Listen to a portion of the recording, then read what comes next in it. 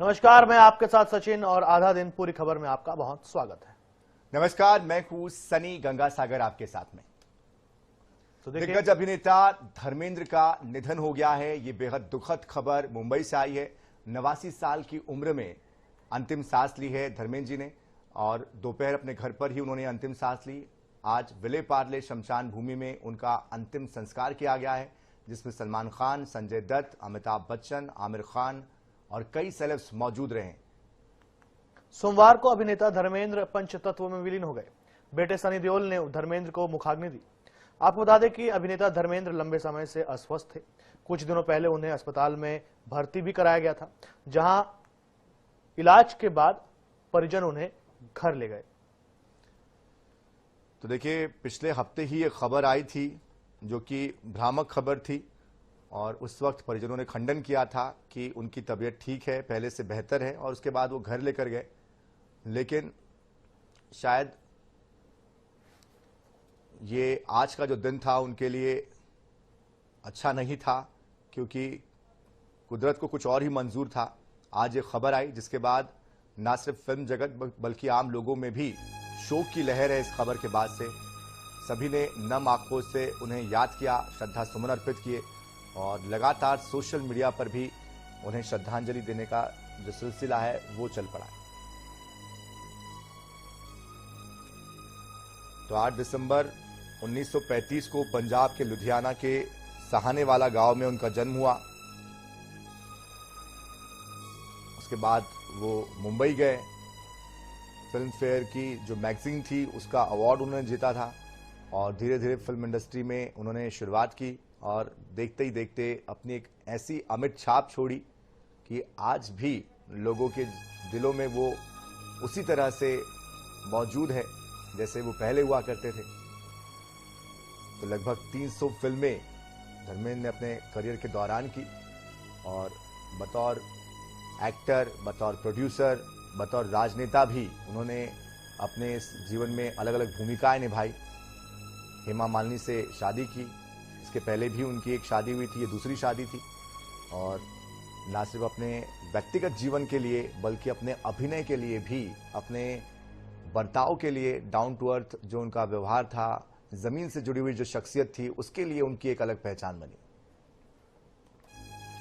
बिल्कुल, देखिए 1960 में उन्होंने डेब्यू किया। मूवी का नाम आपको बताते हैं, दिल भी तेरा हम भी तेरे। पॉपुलैरिटी उन्होंने 1960 के समय में एक मूवी आई ए मिलन की बेला, उसके बाद फूल और पत्थर और आए दिन बाहर के, ये जो 3 पिक्चरें थी 1960 के समय में ये आई 1960s में। यहां से इन्हें प्रसिद्धि मिली और जबरदस्त स्टारडम इसी समय उन्हें मिला 1960 के समय में।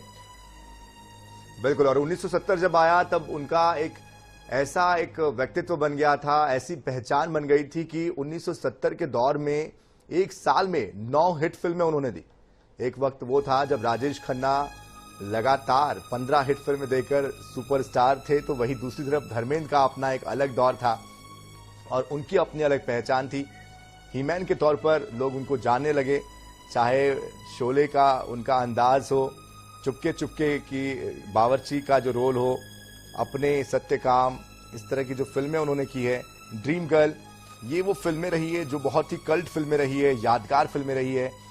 सीता और गीता, शराफत, नया जमाना, पत्थर, पायल।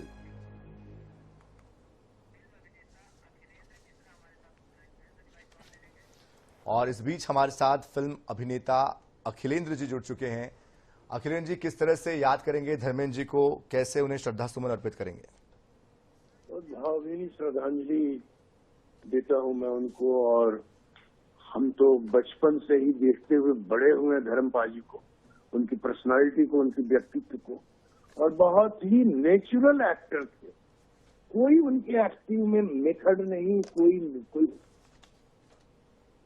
नहीं, एकदम नेचुरल एक्ट, जैसा रोल वैसा ही एक्ट, वैसा ही एक्ट, अपने आप कमाल आपकी, वो भी इतने नेचुरल एक्टर थे। और he is one of the best actor of the Indian film industry. मतलब इतने कमाल एक्टर थे, चाहे वो कॉमेडी करें, चाहे वो सीरियस रोल करें, चाहे एक्शन हीरो का रोल करें, चाहे वो इमोशनल रोल जैसा रोल करे, वो इतना अच्छा पोर्ट्रे करते थे और वो नेचुरल लगता था, इसलिए कनेक्ट करते थे अपने दर्शकों से। ये बात हमने और इतने व्यवहार कुशल अभिनेता जो आजकल बॉलीवुड में मिलना मुश्किल है। बिल्कुल बिल्कुल, जाहिर सी बात है, जिस तरह की उनकी छाप रही है ये बहुत मुश्किल है सभी के लिए स्वीकार कर पाना कि वो अब हमारे बीच नहीं रहे। पिछले हफ्ते भी इसको लेकर एक अफवाह आई थी, जिसके बाद बहुत से लोगों ने खेद जताया था। जब ये खबर आप तक पहुंची तो सबसे पहले आपका क्या एक रिएक्शन था? कैसे आपने उस वक्त उनको याद किया? कैसे उनके लिए आपने श्रद्धा सुमन अर्पित किए? मैं तो जब ये अफवाह फैलने के बाद हम लोग तो आपस में ये बात कर रहे थे कि धर्मपाल जी की उम्र बढ़ गई, अफवाह फैलने की उम्र बढ़ गई, ऐसा एक कहावत होता है। किसी के मरने का अफवाह फैला तो उसकी उम्र बढ़ जाती है। तो हम तो बड़े प्रसन्न थे कि उम्र बढ़ गई धर्मपाल जी की। उसके बाद अस्पताल से वो घर आ गए तो और खुशी बढ़ गई। लेकिन आज जो ये खबर आई, बहुत ही भावभीनी दुखद समाचार, तो ये समाचार सुन के बड़ा अजीब लगा। और अचानक सारी फिल्में चुपके चुपके हो, बंदनी हो, आहा सबसे काम हो, पत्थर और पायल हो, फूल और पत्थर हो और गीता हो, मतलब वो उन्होंने जो रोल किए उसके बाद जुगनू हो, पॉकेट मार हो, उस तरह की फिल्में। उसके बाद फिर शोले और उसके बाद इतनी फिल्में की उन्होंने से। और कौन सा ऐसा एक्टर है जो उनके साथ काम नहीं किया है सीनियर में? और हर हीरोइन चाहती थी धर्म जी के साथ काम करना, क्योंकि कितने खूबसूरत थे, कितने हैंडसम थे और रियल ह्यूमन थे। बॉडी उनकी बॉडी नहीं थी, उनकी नेचुरल बिल्ड थी, नेचुरल बॉडी थी, नेचुरल। क्योंकि उनके यहाँ एक पारिवारिक परंपरा सुबह हमने ऐसा सुना है। तो ये बड़ा ही अद्भुत था कि और साथ साथ सब एक्सरसाइज कर रहे हैं। पता चला कि बाद में फिर शायद इनको सन्नी देओल और बॉबी देओल को भी उठा देते थे कि साथ साथ एक्सरसाइज करो। तो वो एक अद्भुत परंपरागत और जो बॉडी बिल्डिंग थी, जो उनकी जो खूबसूरती। बिल्कुल, मुझे लगता है बॉलीवुड में अगर कहीं बॉडी बिल्डिंग का जो ट्रेंड चला है वो धर्मेंद्र जी से शुरू हुआ था। लेकिन एक सवाल मेरे जहन में ये भी आता है अखिलेंद्र जी, जब आप ये बातें करते हैं, जब आप ये सब चीजें अपने स्मरण में लाते हैं, आपकी कोई मुलाकात जो उनसे हुई हो, कुछ ऐसी बातचीत हुई हो जो आज आपको याद आ रही हो, जो आप हमारे दर्शकों के साथ शेयर करना चाहते हो? बिल्कुल, मैं 2008 में इन्हीं के प्रसंगी विजय कौशिक डायरेक्टर थे, बॉबी देओल हीरो थे और सन्नी देओल उसके प्रोड्यूसर थे। और सन्नी सुपर साउंड में हमारा फोटोशूट चल रहा था, जो फोटोशूट फिल्म में यूज होने वाला था। तो वो फोटोशूट हम वहीं करने गए थे और मैं तैयार होके मुझे उन्होंने धर्म जी वाले रूम में बैठाया, बाकी कि आप इसमें बैठिए आराम से, ये धर्मपाल जी का रूम है। तो मैं बैठा, मैं बड़ा ही मुझे अलग सी अनुभूति हो रही थी कि मैं धर्म जी के रूम में बैठा हुआ हूँ, मतलब जिनको बचपन से मैं दिख आया हूँ, और धर्म जी कहीं यहाँ आ न जाए, मतलब ऐसा लग रहा था। और धर्म जी आ गए वहीं पे, मैंने पैर वैर छुआ, क्या हाल है, उसकी हाल है, रोटी वोटी खाया क्या, मतलब वो ऐसे बात कर रहे हैं एक पहली बार मिलते हुए शख्स से कि जैसे कि वो पारिवारिक सदस्य हो। ये व्यवहार था उनका, अपने आप में एक व्यवहार था उनका, व्यवहार कुशल। प्रोड्यूसर तो मतलब पैसे अगर नहीं है तो पैसे माफ कर देते थे, छोड़ देते थे, कोई गल नहीं, बाद में दे देना। और प्रोड्यूसर बाद में थोड़ी देने जाते थे।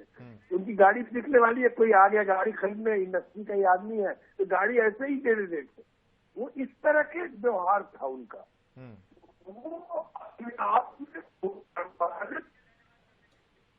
ओरिजिनल थे, वो अपनी मिट्टी से जुड़े हुए, बिल्कुल अपने मिट्टी से जुड़े हुए थे, अपने कभी भी अपरूटेड नहीं हुए। वही संस्कार उनके परिवार में, वही संस्कार उनके साथ, उनके व्यवहार में, वही और जो करते थे। बिल्कुल, जाहिर सी बात है जमीन से जुड़े हुए इंसान थे और इसीलिए आज सभी हम उनको नम आंखों से विदाई दे रहे हैं, उनको याद कर रहे हैं। बहुत धन्यवाद, बहुत शुक्रिया अखिलेंद्र मिश्रा जी हमारे साथ जुड़ने के लिए, तमाम बातचीत के लिए। तो अखिलेंद्र मिश्रा जो कि एक्टर है वो हमारे साथ जुड़े थे और धर्मेंद्र जी के निधन पर अपनी संवेदनाएं व्यक्त कर रहे थे, उनके साथ बिताए हुए उस वक्त को याद कर रहे थे, उनकी फिल्मों को याद कर रहे थे, किस तरह से उनका व्यक्तिगत उनका अनुभव रहा उसके बारे में भी वो जिक्र कर रहे थे। तो कहीं ना कहीं सभी के दिलों को छूने वाला उनका एक व्यवहार था या उनकी पर्सनैलिटी थी।